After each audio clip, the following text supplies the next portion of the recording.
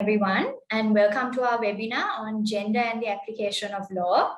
My name is Amani Pilapitiya, attorney at law, and I will be your moderator for this evening. Now, I'd like to briefly introduce you to our panel this evening. We are joined today by Dr. Mohammed Mahees. He's a senior lecturer at the Department of Sociology at the University of Colombo.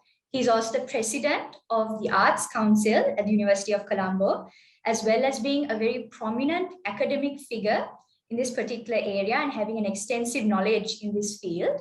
We are also joined by Ms. Himalee Kularathna, attorney at law. She's a practicing lawyer at the moment, as well as being a visiting lecturer at the University of Colombo.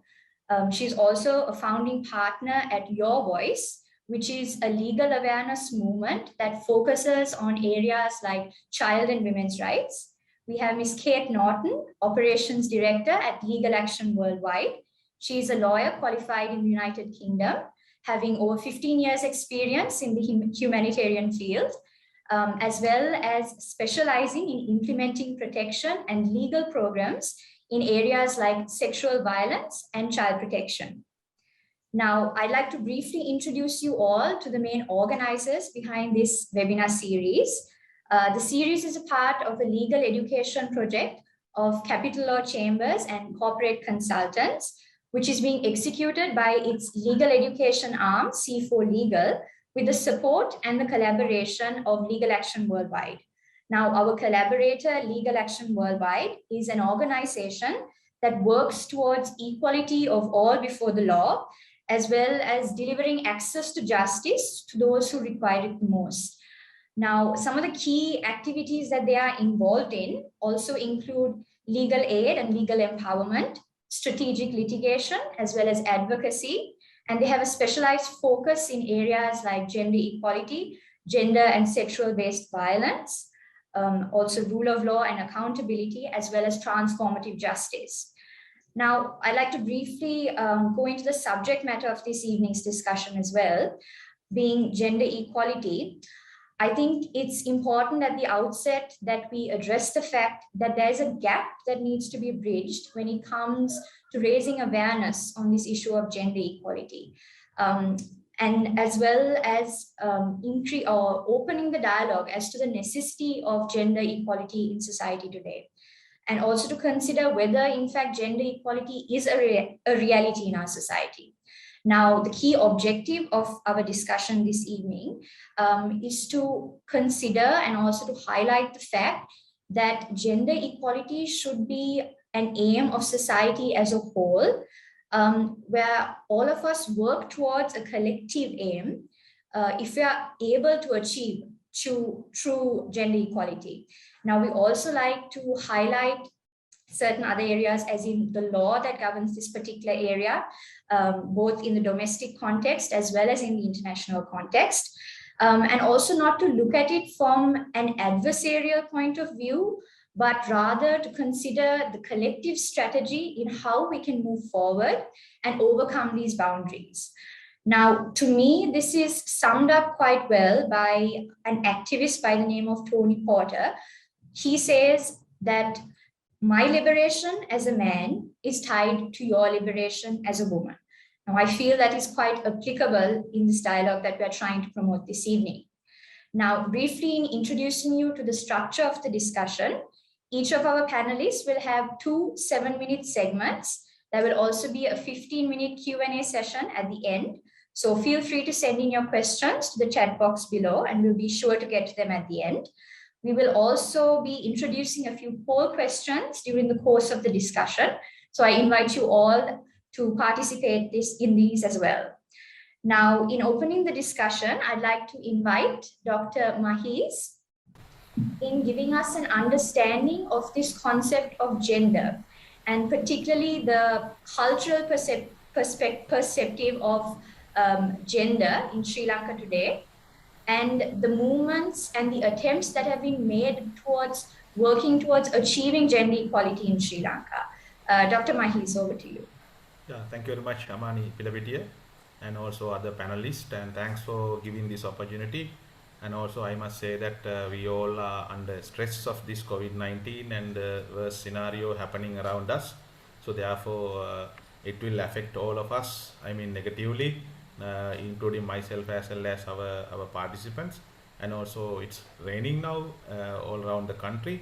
So there are so much of barriers. Whatever it is, we'll try in our best to do this one because it's a very important thing. And I also want to briefly mention that I am a general sociologist and mostly working on environmental sociology, not an expert in the gender field, but I can manage to give you a brief introduction about the sociology of gender.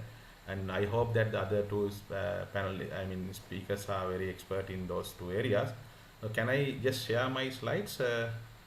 I have very few slides. Yes, I think if you can share your screen, sir. Yeah. Still not possible, I think.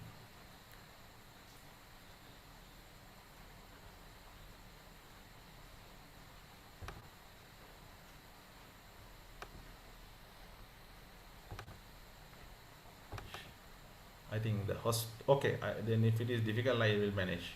Difficult? Okay, I think we know that gender is a very cross-cutting issue and it's a very focal point that we all need to know, because whatever the field we come from, whether it is from natural science or social science, environment or water resources, law, art, education, or whatever the field, I think we need to know about the gender concept, because it's important for almost all the decision making process as well as most of the pragmatic applied field of the human life. So we know that I'll try my best to share, but still it's not permitting me. We'll see. So we know that there is a huge conflict between culture and nature. We know that in a way we can say the coronavirus is a nature, human life is a culture. So now we are experiencing the real battle between nature and culture. So in that sense, we know that nature is whatever the things that is naturally coming to us, in which we are living in a natural way. But the culture, when it comes to culture, we know that culture is a kind of a learned behavior, right? I mean, we generally call culture is a kind of a lifestyle of the man. Or in other words, I can tell you that culture is our values, our norms, our language, our whatever the sanctions we have. So these all we call culture. Sometimes we do have a different understanding and wrong understanding about culture. We think that the music, dancing and arts, those are the culture, but those are just a part of the culture. So whatever we have, I mean from the birth to death, the birth ceremonies and final rituals, including everything is culture. So therefore, we have to understand the concept of sex and gender in between this culture and nature. Especially we know that if we look at the word sex, but the sexuality is totally different. It's sexuality is something related to the desire and some kind of behavior related to the human sex needs. But sex is a biological difference between man and woman. So biological difference, or we can say even some kind of physiological difference between man and woman. Especially we know that if we basically look at the biological or physical difference between man and woman, we know that men and women are different, especially in terms of the size of the body, shape of the body, and systems like reproductive systems, hormones and chromosomes, and there are fairly reasonable amount of difference between man and woman. So we basically refer it to as a sex. I think that's natural, right? Normally we know that the reproductive system of the man and woman is different. The womb and the and other sort of aspects of the reproductive systems you find in the female body, whereas you have other parts in the male body. But the most important thing is this biological difference between sex and biological difference between man and woman is known as sex. But what is gender then? That is most important thing. I think in the last 10-15 years, this concept is very popular. Everywhere we talk about that, right? So the social cultural difference, we call social cultural difference.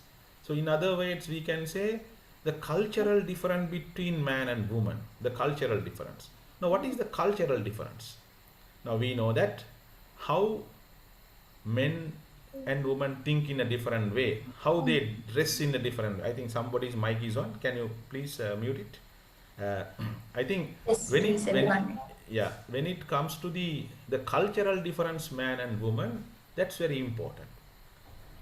We know that the how women think, how man think, and how they dress, and how they speak, what kind of language they use, is cultural difference. We know that now, for example, how women express her feelings, how men express their feelings. Now, for example, with this cultural difference between man and woman, we come across two concepts called masculinity and femininity. What is masculinity and what is femininity? So those two things are culturally or socially constructed. So that we have to understand. I think I mean the gender is a socially constructed concept. It's a social construction. We know that in our day-to-day life, many of the things are socially constructed. Now we know what is real and what is not real. Sometimes when it comes to the political reality, when it comes to the cultural reality, right? So even when it comes to the corona or COVID-19, the human health seeking behavior is mostly socially constructed. The middle class behavior, low income group behaviors are different because those are socially constructed. So again, when it comes to gender, so they are not natural. They are cultured and they are learned behavior. We learn. When we born into a family, a female child is socialized in a different way from the male child socialized, right? You have to understand that because we know now even we when it comes to whatever the language, Sinhala or Tamil or English, the word we use, the puta and dua, right? Sometimes even female girls are called puta, I mean the son, but nowhere in Sri Lankan culture a male baby is called as a dua. So therefore, this culture is very much man-dominated culture.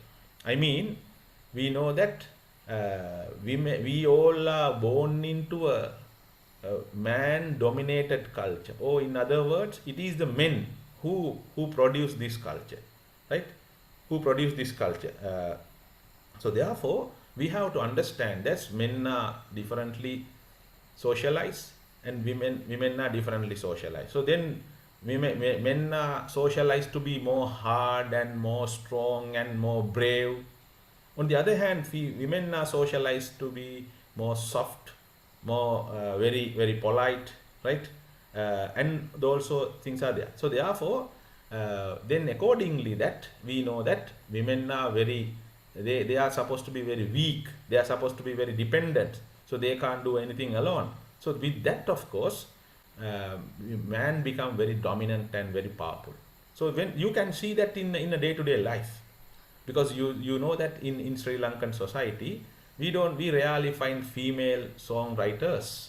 We find most of the male songwriters. We find quite a lot of male politicians in parliament. You see that in parliament we have only 12 female members, although we have 52% of the women population. When it comes to even the field of medicine, I think, we rarely find female gynecologists. We rarely find female surgeons or neurosurgeon. Why? It is the society think that men are more intelligent than women, but it's wrong. It's socially constructed argument, right? It's socially constructed argument. So therefore, even when it comes to the religion, of course, now although Tooth Relic and Sri Mahabodhiya was brought by two women to Sri Lanka, no women can get closer to that place. Because why? It's social construction of religion. That is not only in Buddhism, you find in almost all the religion, men are dominant. So therefore, it is the men who produce this culture. So they design everything according to their domination or male domination. So women and including we all are born into male dominant culture where men are more powerful, men are more strong, women become more dependent. And now, for example, a man, this is not a good for both. I mean, sometimes even in Sri Lanka we find quite a lot of 90% of coronary heart disease cases, or heart attack deaths are from men, because they are under stress, under pressure, because they can't express their feelings, they can't cry, they can't come out with their feelings. So because thing is, according to the culture, men can't cry, women only can cry. So therefore the culture has, the gendered culture, gender divided culture has created so much of problem, not only against women but also against men. The last good example is, if you look at the suicide rate in Sri Lanka, 90% of them are men. So therefore gender difference is not only a problem against women, it's a problem against the whole mankind. Thank you very much. I will finish my time. Thank you very much, Dr. Mahees, for that distinction. I'd like to now welcome Ms. Kularathna to give us a clearer understanding of the law as it applies to upholding this principle of gender equality in Sri Lanka, as well as to consider the institutions involved in this aspect. Ms. Kularathna, over to you. Thank you. Amani, I think before answering your question, I would like to thank C4Legal Institution for having this and choosing me as one of your resource persons. And I think at a time like this, when we are stuck at home, must appreciate that for organizing this type of programs. And if I answer to your question, so when it's come to the law with regard to equality, especially on gender as well, today's topic, if I start from the constitution of the Sri Lanka, the 1998 constitution, 1970 constitution of the country, which is the supreme law of the republic. In chapter 3, we get the fundamental rights of the people. And in Article 12.1, it clearly says it guarantees the equality before the law.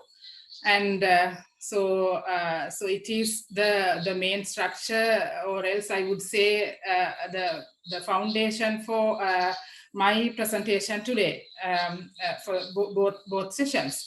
And so based on that, and thereafter, so we can talk about the rest. And so if I go further down, so Article 12.2, it says that no citizen shall be discriminated against on the grounds of race, religion, caste, language, sex, political opinion, place of birth, or any other grounds. And so, which means it is very clear that the no discrimination is entertained, and the laws shouldn't be entertained if that is discriminative. And but if that is so, but the fact is, as your previous the resource person explained, that whether that this is what we experience, this is what we see in the world, in the society. And so because of that, I think some of our the human rights activists as well as liberal thinkers were fighting against discrimination. And then as the major achievement they have achieved, that in 1981, Sri Lanka ratified the United Nations Convention on the Elimination of Discrimination Against Women. We usually call it CEDAW. And so, which is, as I said earlier as well, which is a major achievement. And later on, that step helped to formulate the Women's Charter in the country. And in 1993, it became a state policy as well. So, so these are very, very remarkable. And but as the gentleman explained as well, that even though that we have accepted and we have denied the discrimination even in the supreme law of the country, and by so many other the enactments which were passed by the legislature, but what we see is like whether that which has been written in black and white. And when it's come to, when it's come to women's rights, gender, like we get, when we talk about labor law, and whether the women get equal payments, like the men get paid, as he said. So then, is that because this is a male-dominated country or a society? And even when it's come to the land development ordinance, so whether the women get the equal rights, and when it's come to citizens law, when a Sri Lankan woman get married to a foreigner, that their spouses won't get the citizenship automatically, like when a man get married to a foreign woman. And as well as another main topic is, I must say, like domestic violence. And I have been informed that because of this COVID pandemic situation, when people are stuck at home, so then the number of those violences are like higher than the usual rates. And so, I mean, those laws, equality, and even though those are guaranteed by the Constitution, by the written law, and so whether that we actually enjoy those in real life, and even another area that we see is like personal laws. And we say that everyone is equal before the law. And when it's come to personal law, so then there are several debates. I'm not going to talk on that now, but there are several debates that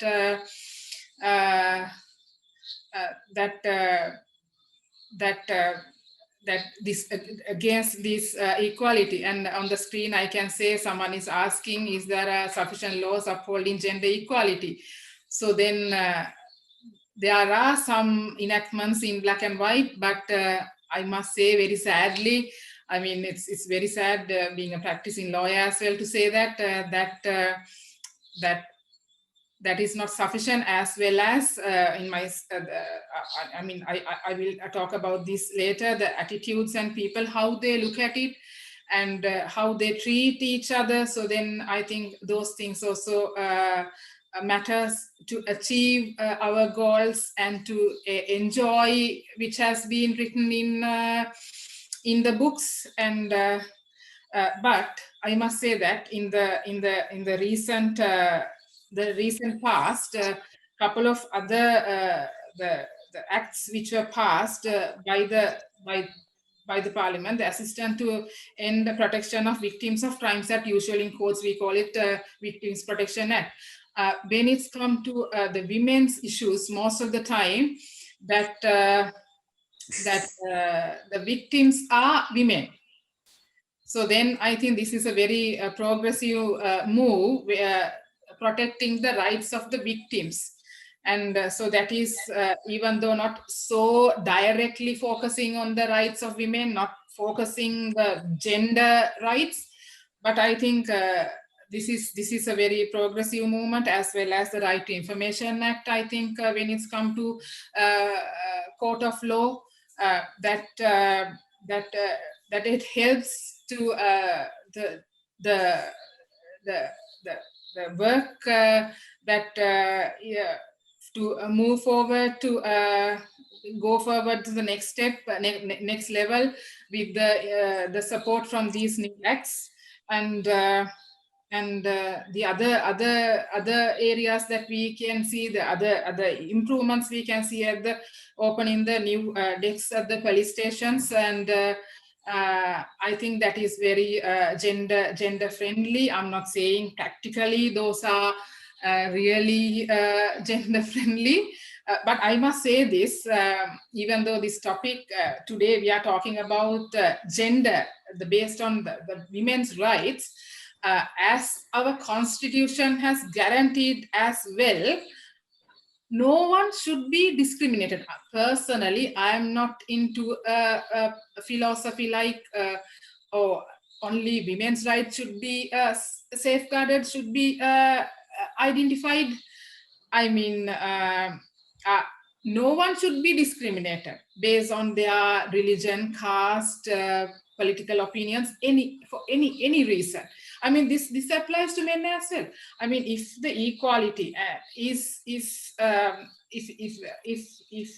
that is there, as well as, and non-discriminative laws are there, and if in the practical life, if we can see that, so then everyone is safe, and so the equality is there, and so then what matters is whether we get the equal recognition, the protection, or as well as, I think in simple terms, I would say that whether we can live without insecurity, whether we can live in the society. I think that is what matters. So then I think to support this Human Rights Commission and the Legal Aid Commission are there. So then I don't know whether the ordinary people are aware of some of these institutions, because I think people are scared or they are reluctant to come forward to fight for their legal rights because of their financial status as well.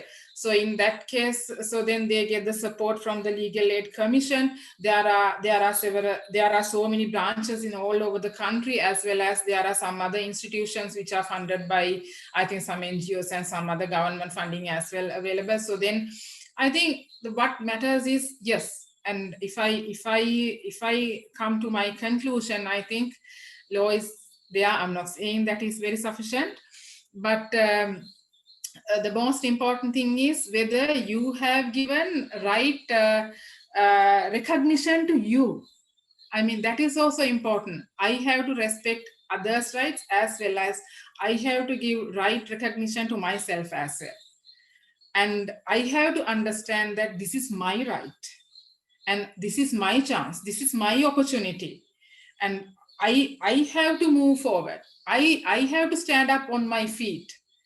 I think that is also very important. So then I think then we can see we can take the best out of these laws as well, and as well as I must explain about some of the areas where that we are even reluctant to address, and we are not. One other thing is, the law is there, and when someone is fighting for that, when they are talking about that, so then whether they give the right recognition. I don't know whether my time is over. Yes, Kularathna, I'm sorry, the time is a bit concise for this evening. I think you can take it up in your next slot. Yes. With the challenges. With that, thank you very much for giving us a very comprehensive overall view of what the law is and the institutions in place. I think with that, it'll be interesting for us to also identify what the international instruments and institutions are and their practical application. I think particularly, I think we're all very aware of the situation that's going on in Afghanistan at the moment. And I think practically how the international community will respond and deal with the ongoing crisis will be an interesting practical application of this community. So over to you, Ms. Norton, to give us a better understanding of this. Thank you very much. First of all, I would just like to thank Capital Law Chambers for organising this series of webinars, and also to thank my esteemed panellists, also Dr. Mahees and Ms. Kularathna. So it's a real pleasure and honour to be on this panel today. So I will first of all talk about the institutions and frameworks, and then talk then about Afghanistan more specifically. So first of all, obviously, discrimination on the basis of sex and gender is a serious issue affecting the entire world, not just Sri Lanka. It's obviously a challenge for all countries. There has been a lot of progress, of course, internationally on this issue. So starting with the Universal Declaration of Human Rights, in its preamble, it's very clear that it asserts the equal rights of men and women. And of course, as we all know, the Universal Declaration establishes the principles of equality, non-discrimination, and universality. So very important. The Geneva Conventions also protect the rights of women in war. And we find that in virtually all human rights treaties and conventions that there is a reference to the equal rights of men and women. So you'll see them mentioned in Article 3 of the International Covenant on Civil, Political Rights, and also obviously economic, social and cultural rights. As Ms. Kularathna mentioned, CEDAW is the main international instrument, and it's very much often considered to be the international bill for rights for women. It actually defines what discrimination against women means, and that's quite important. It's basically any distinction, exclusion or restriction on the basis of sex that has the effect or purpose of harming or reversing women's rights and freedoms. So that is how we understand discrimination against women. In relation to frameworks, of course, there are quite a lot, but a couple of things of particular importance is that CEDAW has a committee, and that is a committee of 23 internationally renowned experts on gender. And under the optional protocol to the convention, which Sri Lanka has signed, is that it's possible for individuals or groups of individuals to make complaints, and also for the committee to, in the case of very serious violations, to start an inquiry. Under the convention as well, every country is required to report on how they are implementing the convention nationally. And you'll also find, if you have a look at the relevant websites, that civil society are very, very active also in doing what we call shadow reporting, and basically reporting to the committee on achievements and also limitations of the implementation of the international law. Something else very important is the Women, Peace and Security Agenda, which follows Security Council Resolution 1325, which dates to the year 2000. And since then, there's been a series of important Security Council resolutions in relation to women, peace and security. And these include, for example, there's been a resolution which recognizes sexual violence as a tactic of war, also a resolution recognizing that men and boys can also be victims of sexual violence. That framework is implemented nationally in most countries through what we call the National Action Plan, and that's the tool which is used to implement this agenda locally in countries. In relation to organizations and institutions, obviously civil society at a grassroots level and also national and international level are very active in gender equality. All UN agencies also have a mandate for gender equality, but the UN agency for gender equality and empowerment of women is known as UN Women. It's been operational since 2011, and they have a very wide mandate, particularly working with governments on leadership and political participation, ending violence against women, humanitarian action, and many other important areas of governance in relation to this. So very briefly on the situation in Afghanistan, obviously something that we're all actively watching and is very very concerning about the safety and security of human rights, women's rights activists, and also women leaders. At the moment, of course, it's very difficult to tell exactly what's going to happen and how this will play out. We're waiting to hear, obviously, as well, what's going to happen in relation to the international response. I think there are a few things which we to be aware of, is that first of all, for those organizations actually operating in Afghanistan and working on these issues of women's rights and gender equality. Some of them actually have been working in areas over the last 20 years that have been controlled by the Taliban. So there is some experience of interacting with the Taliban in relation to these obviously very challenging issues. The second thing as well is that obviously there have been political statements in relation to women's rights by the Taliban leadership.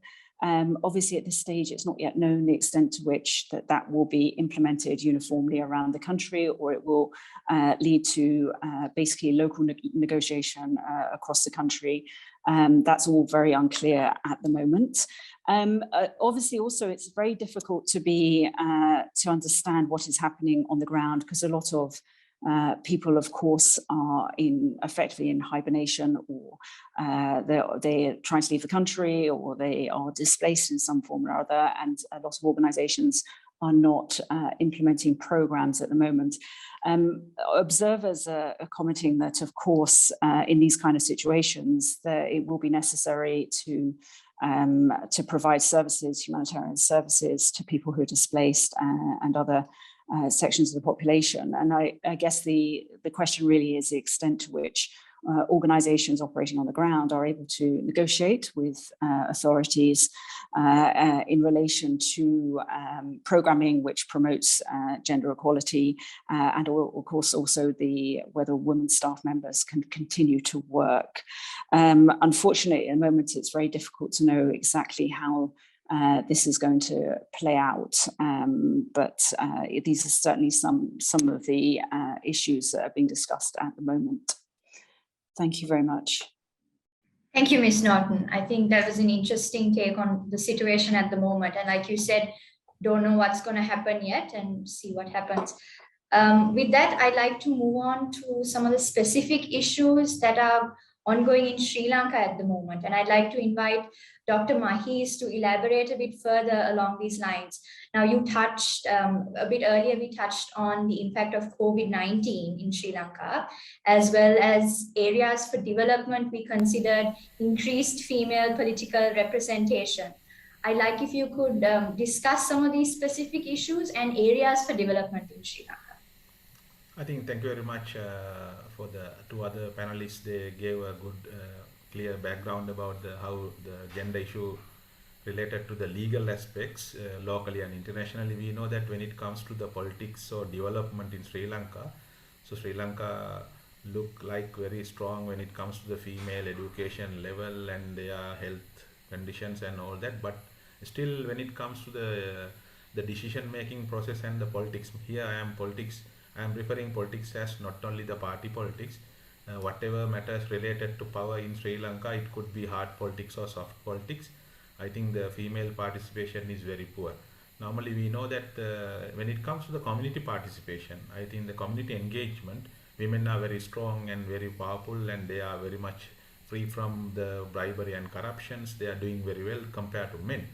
But when it comes to the parliamentary politics and provincial council or local government, and also in the substream politics like managerial or decision making and other areas, so then we can't be happy, of course. Now, although female education level is very high, I think still in Sri Lanka the patriarchal domination is going on in parliament.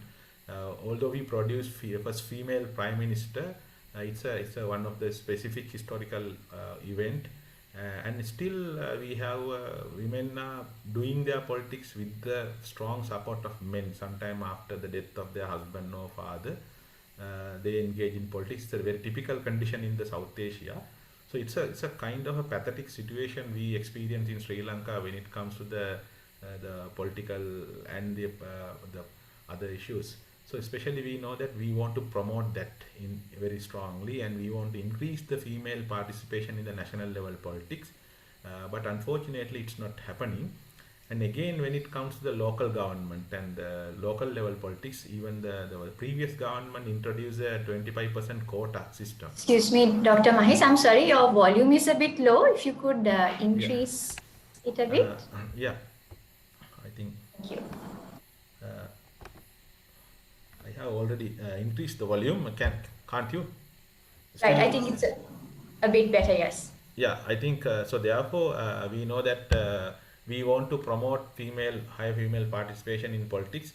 I think although the previous government promoted the 25% female quota for the nomination, the society or the female community is not ready to take it up. So therefore, although we promote some of the legal and policy level changes, sometimes the female, they are not ready to accept it. That's another issue because of that culture, because the culture into which women are women are educated or women are born. So they always think that the politics is not their part of their life. Now I will tell good example. In universities, we have in universities, including the faculty of law and faculty of arts, we know where people study about the female rights and female gender rights and all that. Nowhere in our university system, in any student union, a female student become the president. Although there are in faculty of arts, for example, 90% of them are female students. Even in the faculties of law, I think more than 85% of them are female students, but we never see a higher level of female participation in the student union. So therefore, there is something wrong in our systems and in our culture. So that we have to change little by little. I mean, even at the school level to university level, we have to do the gender changes. So gender level policy planning things at a pragmatic way, at an applied way, rather than just introducing the themes and concepts to the community.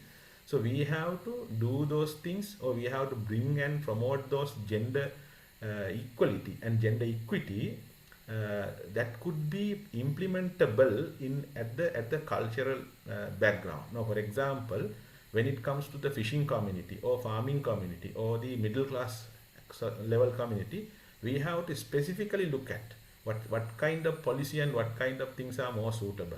So otherwise we can't generally introduce something like that. Now even when it comes to like a COVID or whatever it is, now the women are sometimes under pressure because of this long time lockdown and COVID, depending on their education level and their family background and the culture and all that. Now for example, you see the gender disparity or gender inequality, you find different level depending on the cultural background. For example, when you go to the Colombo middle class society, and also when you go to the Muslim community or plantation community or Jaffna community, those are different. So therefore, we can't bring gender policy or gender activities as an overall program.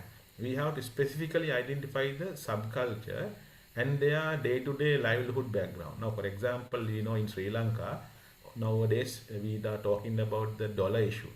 Our foreign reserves are very poor. We are experiencing that problem. But you see who are bringing this dollar or foreign currencies to Sri Lanka. It's mainly women. The three important leading sector, tea industry, apparel industry and female labor migration to Middle East. These are the three main groups. They bring the dollar, but those people are not equally treated. Even under these COVID conditions, they are badly treated. Even under the normal condition, normal days, these women, they suffer a lot. I mean, they are marginalized, they are exploited. So then we give the value for the dollar, but we never give the value for the people who bring dollar. So those things I think we have to promote, especially even under these COVID conditions. The people who are working in the apparel industry, they are doing quite a lot of works. So our educated or middle class people, they don't bring any dollars. They spend all the dollars other women brings. So therefore we have to do these things in an applied and pragmatic way, rather than promoting and popularizing these thematic and conceptual things. We have to do them in in a practical way at the day-to-day life of the people. I think anything else you want to know? Thank you very much, Dr. Mahees. Yeah. I think with that understanding of the cultural perception as well as the practical application, as you explained, from that, it'll be interesting for us to move on to some of the key challenges that are faced in implementation. That is, Ms. Kularathna, with your experience as a lawyer, I think some of the practical cases that you are faced with before courts or in terms of the enforcement mechanism would also be an interesting aspect for us to consider. So I'd like if you could elaborate a bit further along these lines. Yes, thank you, Amani. I think as I was briefly explaining earlier as well, and I think the others also, as Mr. Mahees also explained, that I think the main problem that we are facing as well, the attitudes, I think. And we always say that the percentage of representation should be higher. But I think what matters is the quality, not the quantity. First, I think we have to change the way we look at things. And I mean, the cultural, social attitudes. I mean, we always think, oh, that's the woman can't do that. That's because a woman maybe that we can't keep high expectations on that. And is that so all the time? And at the same time, I mean, we shouldn't be expecting that if that is a woman, so they should be a good job. I mean, no, it's what matters is the quality. So then I think what we are facing today is that lacuna. And at the same time, I mean, I must say that who is discouraging us? Who is discouraging women? Maybe another woman most of the time. And that Mr. Mahees said that even at the law faculty, the most of the students are female. That's true. I'm from the Columbia University law faculty. Yes, the most of my batchmates were females, but very few are in the practice and all in the active the level. But I mean, is that because of only because of that they are not capable enough to do something, or is that because of the social? Is that because that they don't get the social support? I think that is there, and we always say, anyway, as Sri Lankans, we are proud to say that we produced the first female head of state in the world, female head of the state. But have we move forward afterwards? I mean, when it's come to the administrative levels and so many areas in the society, where are the women? What is their contribution? Whether that they get the proper recognition, and as he explained that who is bringing the money to this country, from foreign money to this country, do they get the recognition?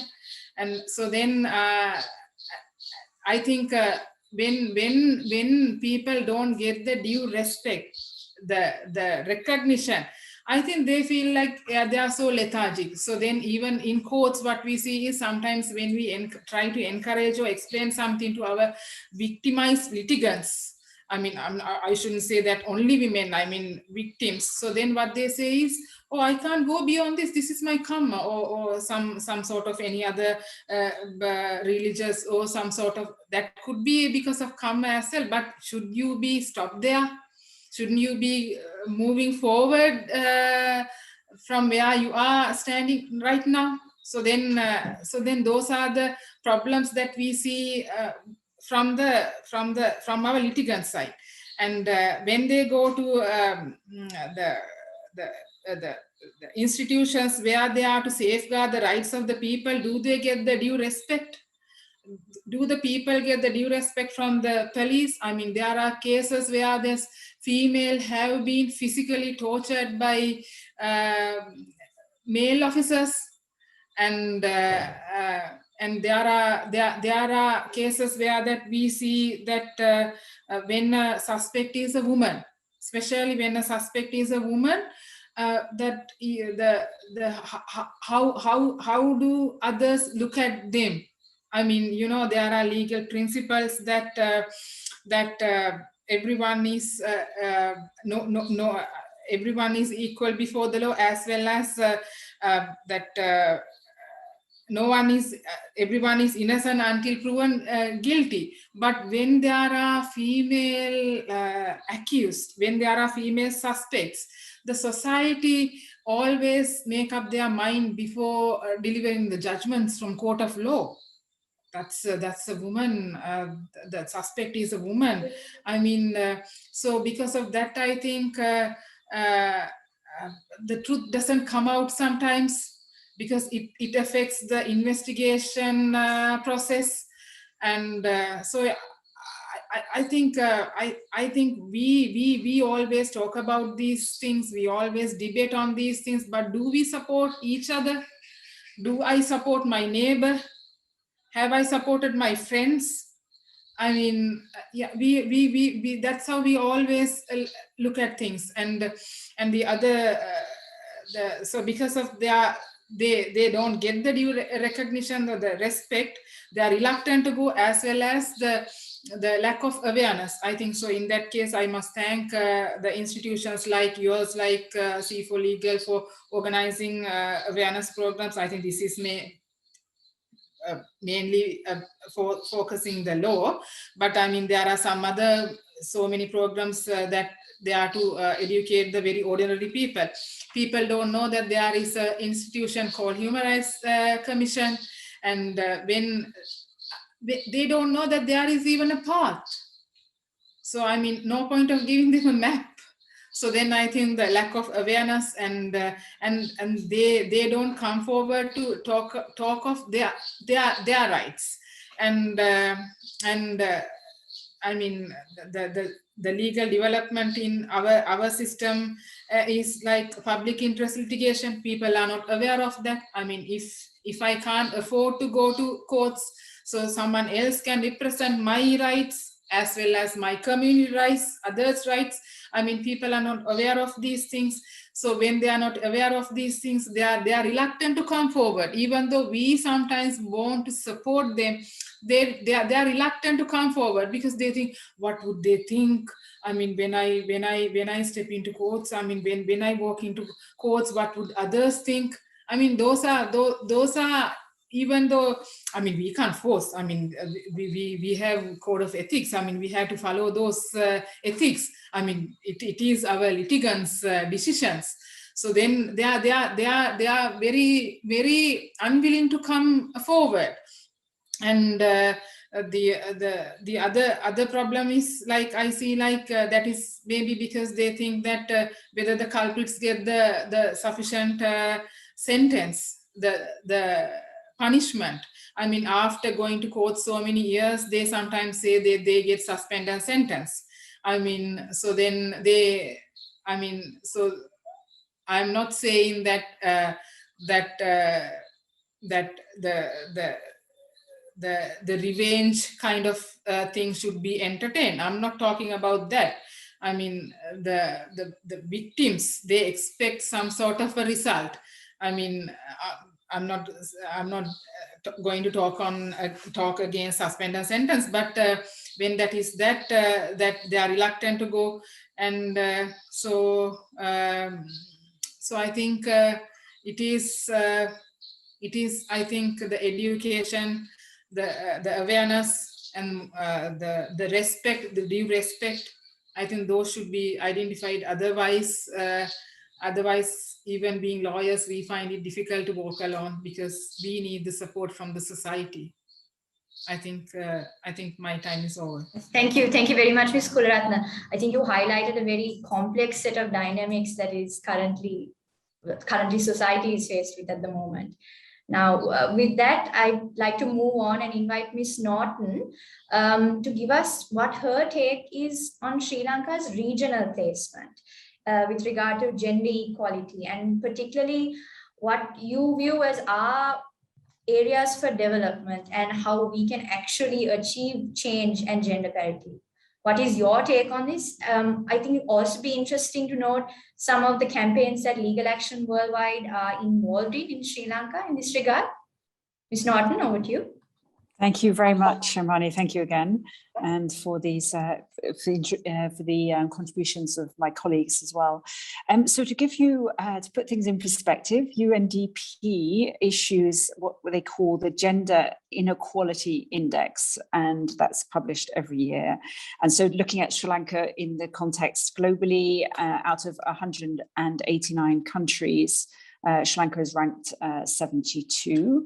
So that gives you a bit of an understanding about the placement of Sri Lanka in a global perspective. In relation to regional perspective, of course, as you would expect, there are some things where Sri Lanka does very well and some things where there's less, it does less well. So for example, obviously, I think also as Dr. Mahees commented in relation to education, this is where Sri Lanka does extremely well. Obviously the education of Sri Lankan women is very high in the region compared to neighbours. I think also in relation to health outcomes, my understanding as well is that Sri Lanka does well. There are some areas where you're trailing behind the neighbours in the region, for example, particularly in relation to the representation of women in Parliament, which is quite low by regional standards, being just above 5%. There are also the UN also produces statistics in relation to perceptions of women around sexual violence. And in the case of Sri Lanka, I think it's slightly higher than the regional average in relation to, and apparently in 2019, 18.4% of Sri Lankan women reported experiencing physical or sexual violence by their intimate partner in the last 12 months. So I think one area where, of course, Sri Lanka does experience challenges like all countries in the world is in relation to impunity and the prosecution of rape and sexual violence. And these remain a significant challenge in the criminal justice system. So according to UN Women, only 3% of rapists in Sri Lanka are arrested, or sorry, I should say those following the reports, it leads to, that lead to arrest, it's about 3%. And also conviction rates are also very, very low in Sri Lanka as compared to the number of cases which are reported. Now, in relation to the Attorney General's Department, actually in August 2020, there was a huge effort to address the backlog, and the Attorney General's Department was able to address a backlog, a very impressive amount of 12,000 cases, many of which related to child abuse cases, but obviously there's still a substantial backlog. And also the average, I'm informed that the average time for a criminal case is 8 to 10 years, which of course very much affects people's perceptions of justice. And the psychological impact and their willingness to seek prosecution. Now, one thing also is I mentioned earlier about the National Action Plan. That is something which UN Women have been working with the government of Sri Lanka in relation to its implementation, and there is a commitment to progress that, but hasn't yet been implemented. So there's various different areas where there are challenges and where there are successes in Sri Lanka, of course. In relation to what we do, we work with what we call the Gender Justice Legal Network, and that is a network of lawyers across Sri Lanka, of Sri Lankan lawyers who we put survivors of domestic violence in touch with them, and they are able to represent those survivors in the criminal justice process alongside the Attorney General, the state attorney, who is also mandated to support those victims and survivors.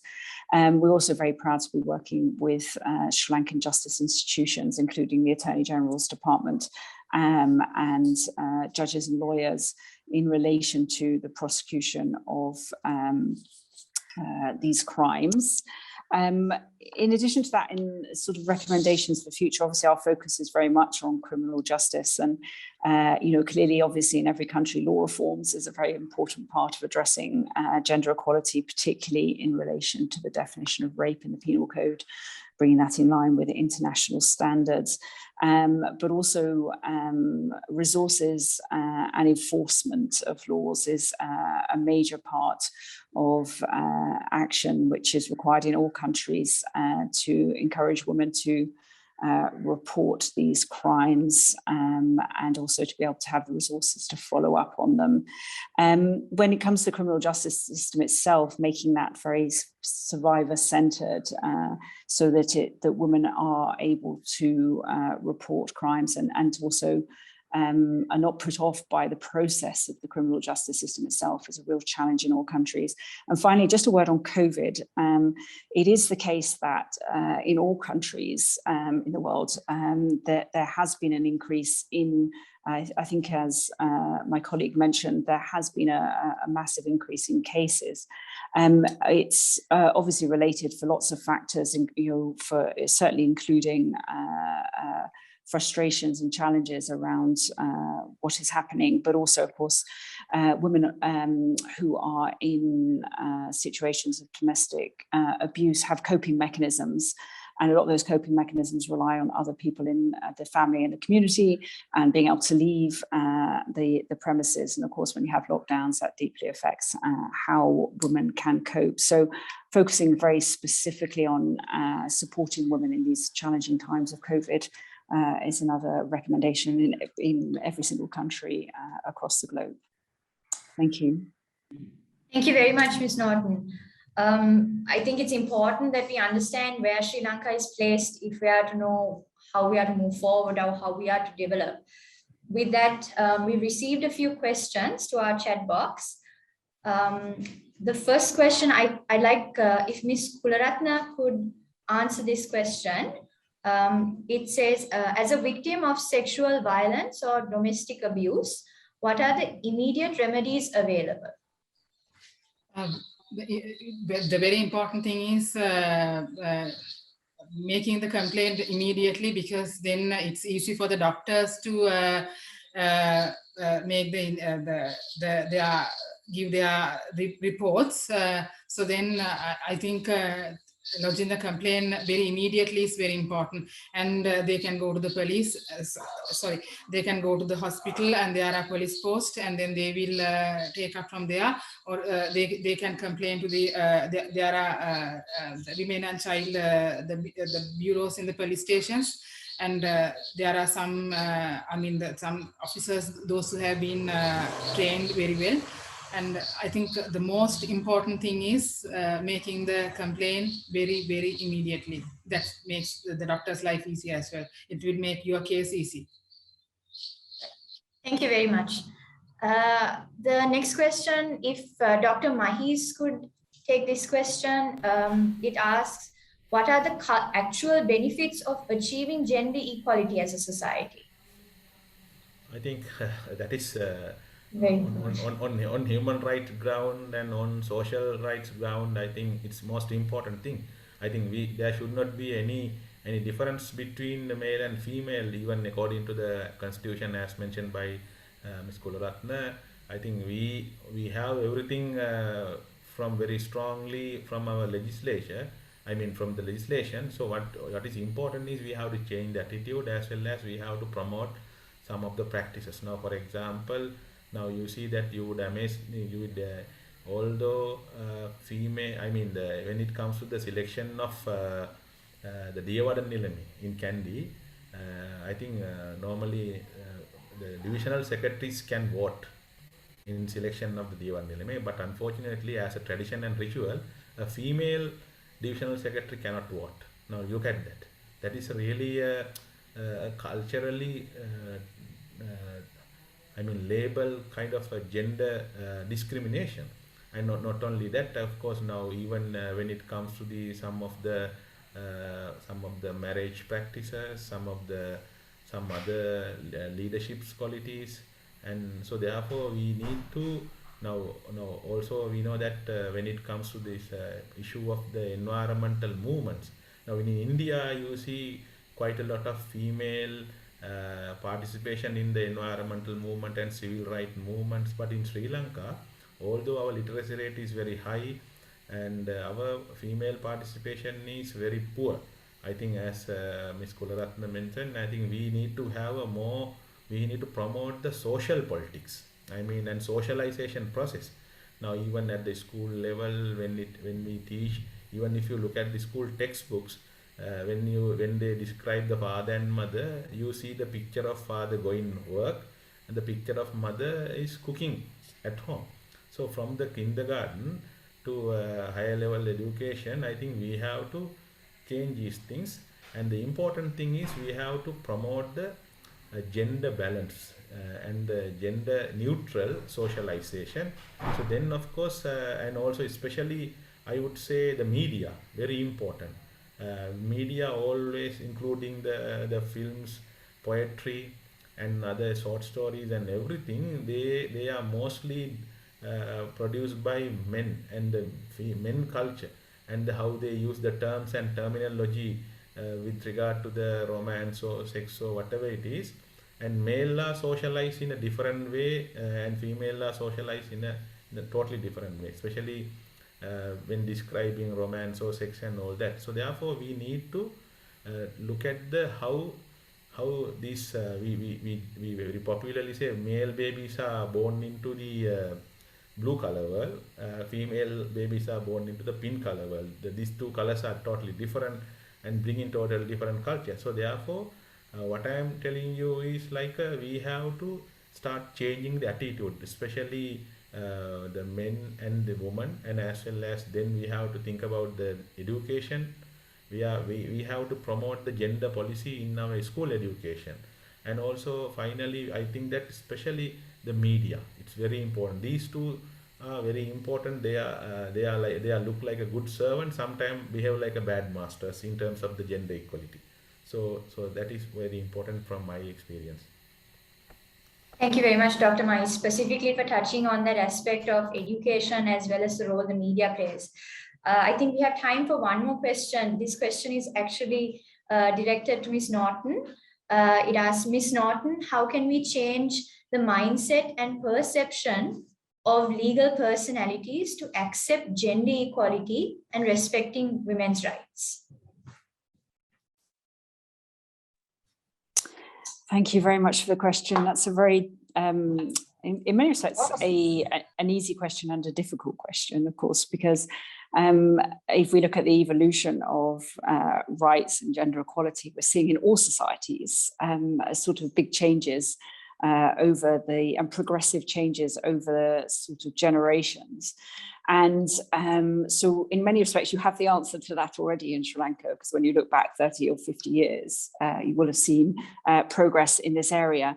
And it's a combination, obviously, of cultural, as Dr. Mahees is saying, cultural and social changes, education, leadership, but also important are those laws that Ms. Kularathna talked about, is that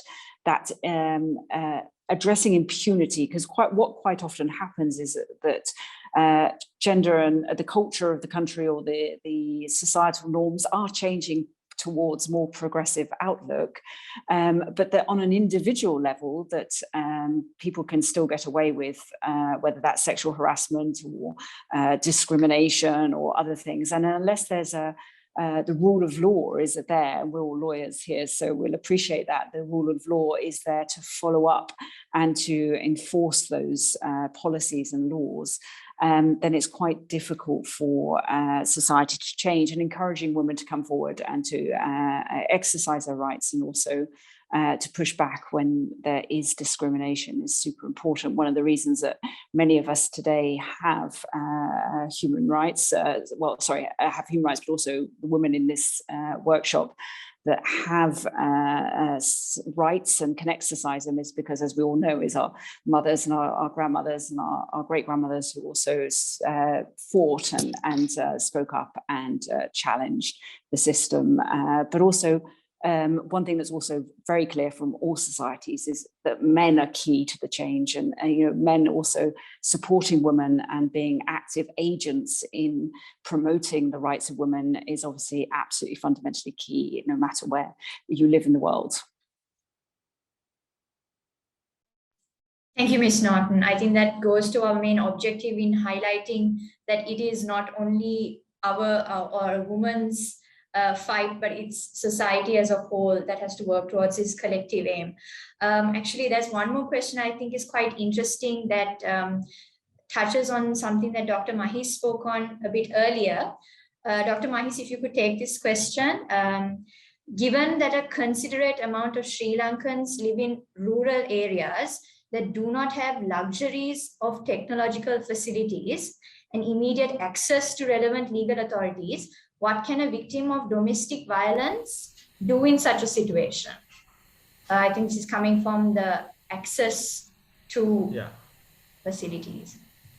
I think most of the gender issues and gender disparities emerge as an outcome of the maldevelopment and malpractices in development, and also issues in terms of the resource allocations at the rural level.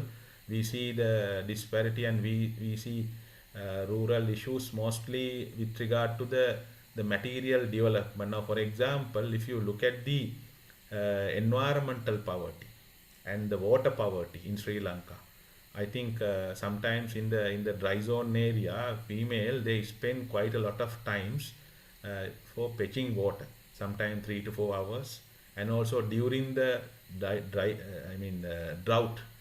Drought is directly influence women more than men sometimes, because according to the patriarchal culture, women has to engage in providing some of the basic sanitary facilities for the entire family. And even when there is no electricity and other facilities, of course, there's a problem. So I say even because of the development projects and all that, there could be environmental issues. Like now we know that, for example, environmental problem, environmental crises like climate issues, climate vulnerabilities. These problems could mainly cause severe damage to females, because women are having more closer relationship with the nature more than the men. So therefore, we are now talking about one of the interesting topic called ecological democracy and environmental right. So when mostly female, they lose their ecological rights and democracy, because most of the time development projects are very much patriarchal. I think this is very much explained by Vandana Shiva very well in her books and studies. So that is happening even in Sri Lanka, especially when it comes to flood or drought or landslides, or when there is a environmental poverty or water poverty. And also there are issues in terms of the development, especially when it comes to the rural development. Those are very much patriarchal. So then the final victim is mostly women. Now it says that, now finally we know that who get the benefit from the development and who become the victims mostly it is the women and the underprivileged people, sometimes women, sometimes even even powerless men, and sometimes marginalized communities. They become victims, especially when there is a development project. So therefore we have to promote this gender balanced development at the rural level. Then women will be at least benefit some of the minimum level of the material development at their life. Thank you, Dr. Mahees. I think we've already gone over our time allocation, so I think we'll end there. I'd like to end by thanking everyone for participating with us this evening, as well as everyone who's participated over the course of this webinar series. A special thanks to our panel this evening, Dr. Mahees, Ms. Kularathna, and Ms. Norton. Thank you for your contribution, as well as taking time out of your busy schedules to be with us this evening. I'd like to also thank our C4Legal team, Mr. Gamini Pathiranage from EFIT Private Limited for the technical assistance.